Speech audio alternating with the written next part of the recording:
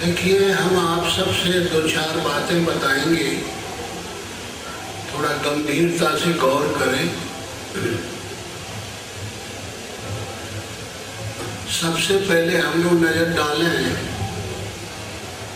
आजकल इस लेटेस्ट युग में इतने वाहन चले हैं, कोई भी वाहन बगैर चालक के चलता है।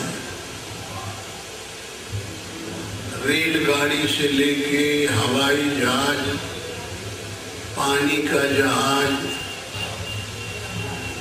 डाला, टैंकर, ट्रक, छोटी मोटी कारें, गाड़ियाँ, साइकिल, कोई भी चीज बगैर चालक के शायद नहीं चलती। लेकिन बड़ी भारी आश्चर्य यह है कि हम सब लोग बगैर चालक के चल रहे हैं। ये कितनी आश्चर्य की बात है।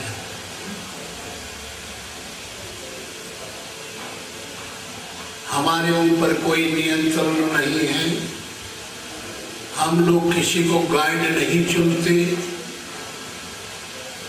हम लोग किसी का कहना नहीं मानते।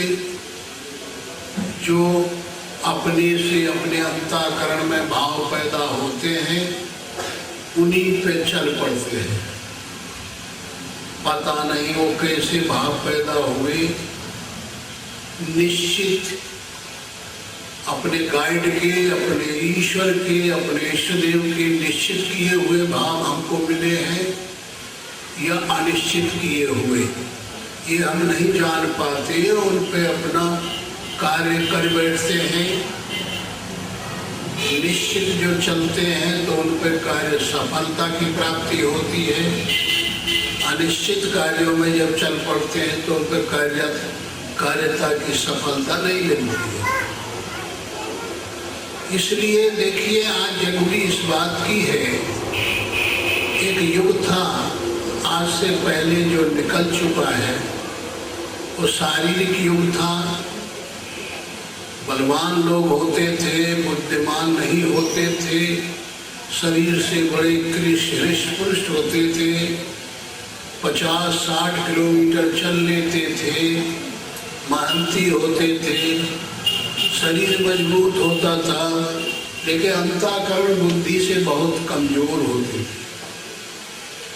आज ये नया युग आया है, जो ताकत, जो एनर्जी हमारे शरीर में काम करती थी, उसका ट्रांसफॉर्म होकर के ब्रेन में आ गई है। आज हमारी समाज में बच्चे से छोटे बच्चे काफी तरक कर लेते हैं।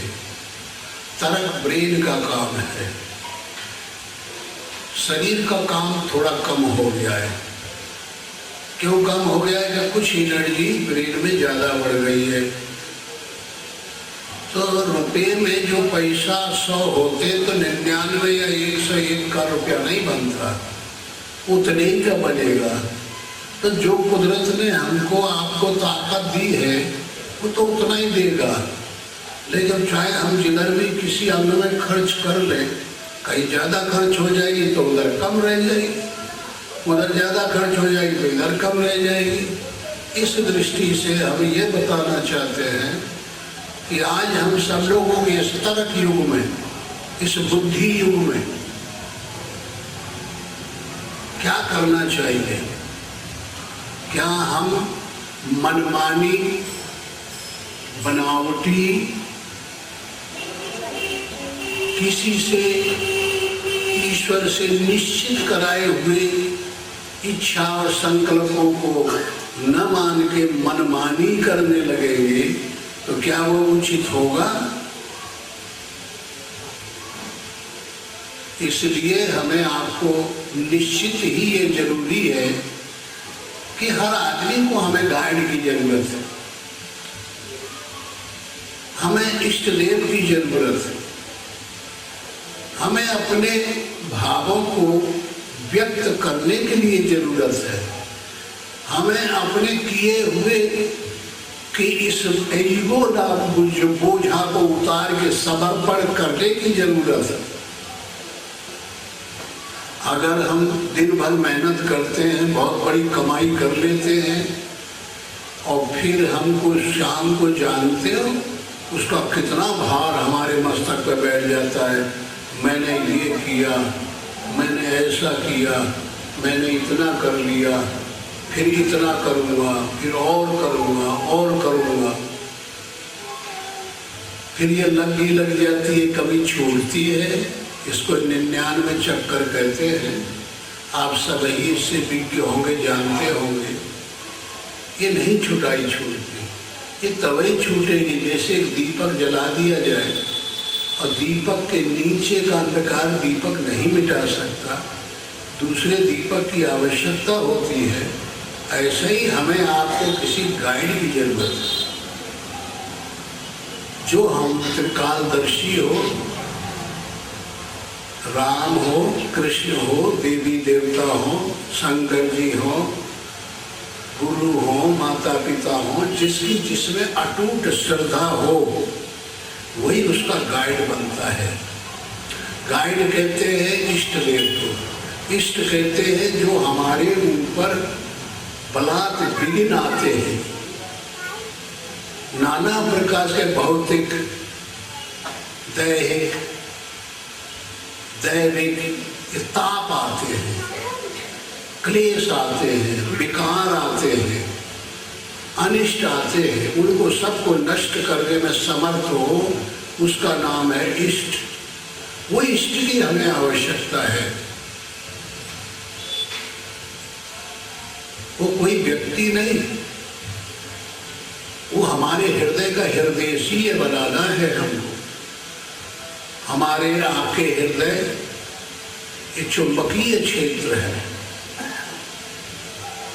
एक ऐसा सुंदर स्थान है जहाँ भी जिस चीज का हम ध्यान करेंगे वही वही हो जाता है। और ध्येय अपने इष्ट को बना लें, ध्याता अपने मन को बना लें और ध्यान न्यूट्रल हो जाए। तो देखिए, अगर हम इस प्रकार ये प्रक्रिया समझ लें और शाम और सुबह ये कोई बिजनेस करने की चीज नहीं है, ये अपने अंतःकरण सुख और शांति देने की चीज है। ये पैसे से खरीदी नहीं जा सकती, ये कहीं बाजार मार्केट में मिलती नहीं। ये तो गुरुओं के चुटकुले हैं, हमारे तुम्हारे जो पूर्व हुए हैं, महर्षि हुए हैं, उनकी एमेंसिपेशन है, युक्तियां हैं, तरीके हैं, ढंग है। जिस ढंगों को पकड़ के, जिस तरीकों को पकड़ के उन्होंने कृतार्थ किया, इस संसार से बच गए, हमेशा के लिए उद्धार को प्राप्त हुए। वही तरीके आज हमें तुम्हें भी उन्हीं का अनुसरण करना पड़ेगा। इसलिए देखिए, महाभारत को लीजिए, रामायण को लीजिए, गीता को लीजिए, या छोड़िए इन सब को, आप अपने को लीजिए।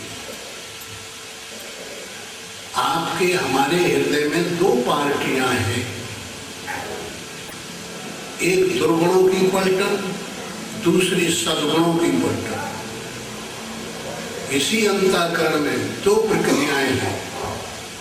बाईं तरफ काम, क्रोध, लोभ, मोह, मद, मत्सर, आशा, तृष्णा, विषय वासना, ये सब विकार भरे पड़े हुए, जिनको पौराणिक दृष्टि से, वैदिक दृष्टि से राक्षस या दानव या दैत कहा गया है। और दैनी तरफ सद्गुणों की पार्टी है, ज्ञान, वैराग्य, शांति, संतोष, क्षमा, दया, ये सद्गुण भरे हुए हैं हर व्यक्ति के अंदर। और बीच में एक ऐसा सांचा जैसा बना हुआ है, 5 ज्ञानेंद्रियां, 5 कर्मेंद्रियां